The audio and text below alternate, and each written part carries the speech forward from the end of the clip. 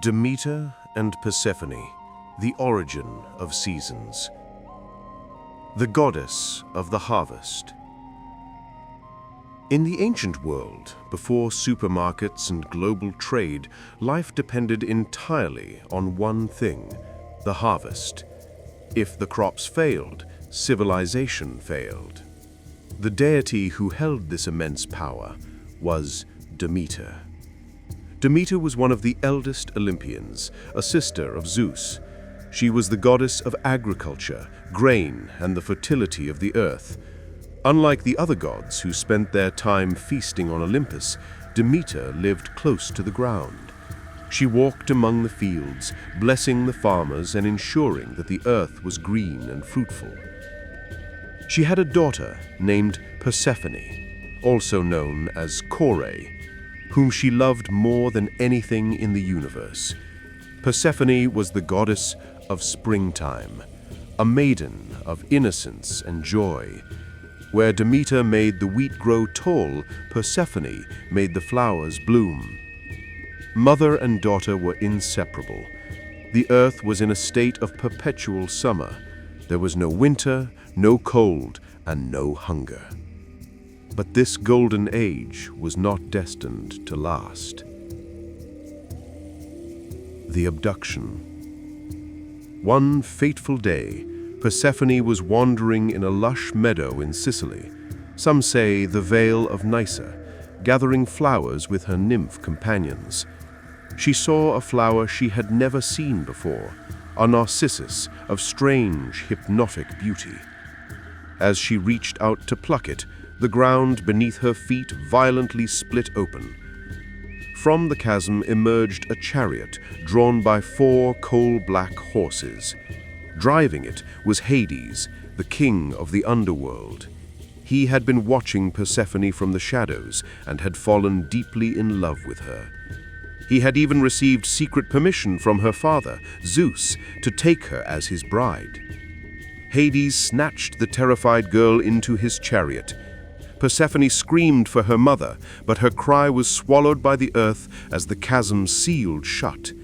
In an instant, she was gone, dragged down to the sunless realm of the dead. The long winter. Demeter heard the echo of her daughter's scream. Panic seized her heart. She tore the diadem from her hair and wrapped herself in dark mourning cloaks. For 9 days and 9 nights she wandered the earth without eating, drinking, or bathing, carrying 2 blazing torches, searching for her lost child. Finally, she went to Helios, the sun god, who sees everything from his chariot in the sky. Helios told her the brutal truth. It was Hades who took her, with the consent of Zeus. The betrayal broke her. Demeter did not return to Olympus. Instead, she withdrew her divine power from the earth. The results were catastrophic. The crops withered, the seeds refused to sprout, the trees shed their leaves, the earth turned cold, hard, and barren. It was the first winter the world had ever known. Humanity was on the brink of extinction. Famine swept across the lands. People cried out to the gods for help, but Demeter would not listen. She declared that the earth would remain dead until she saw her daughter again. The compromise. Zeus realized that if humanity died, there would be no one left to worship the gods. He had to act. First, he sent Iris, the rainbow messenger, to plead with Demeter. Demeter ignored her. Then he sent all the other gods, one by one, offering gifts and honors. Demeter rejected them all. Her message was simple: "Bring me my daughter, or the world dies." Defeated, Zeus sent Hermes, the messenger god, down to the underworld with a command for Hades: "Release Persephone. Hermes descended into the dark kingdom and found Hades sitting on his throne with a pale and sorrowful Persephone beside him. Hades read the message and, surprisingly, agreed to let her go.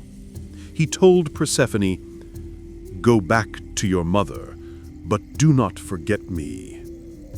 Persephone was overjoyed, but before she left, Hades offered her a pomegranate, a symbol of marriage and the underworld.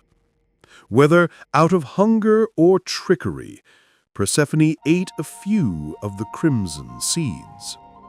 It was a fatal mistake. The fates had decreed that anyone who consumes food in the underworld can never truly leave. The cycle of life. When Persephone was reunited with Demeter, the joy of the mother was boundless. The earth instantly burst into bloom, flowers sprang up, and the wheat grew tall again. But then Demeter saw the shadow in her daughter's eyes. She asked, "Did you eat anything while you were down there?" Persephone confessed to eating the pomegranate seeds. A compromise had to be made, mediated by Zeus and Rhea, Demeter's mother. Because she had eaten the seeds, Persephone was bound to the underworld for a portion of the year, 1 month for every seed she swallowed. For 2/3 of the year, spring and summer, she would live with her mother on earth. During this time, Demeter is happy and the earth is fruitful. But for 1/3 of the year, winter, she must return to Hades as the queen of the underworld. During this time, Demeter grieves, and the earth becomes cold and barren. This myth is the ancient explanation for the seasons. It tells us that winter is not a punishment for our sins, but a reflection of a mother's sorrow. The Eleusinian Mysteries. This story is not just a fairy tale about weather. It was the foundation of the most sacred religious rites in ancient Greece, the Eleusinian Mysteries. During her search for Persephone, Demeter had disguised herself as an old woman and rested in the city of Eleusis. The king there treated her with kindness, and in return, Demeter taught the people the secrets of agriculture, how to plant corn and harvest wheat. But she taught them something else, too.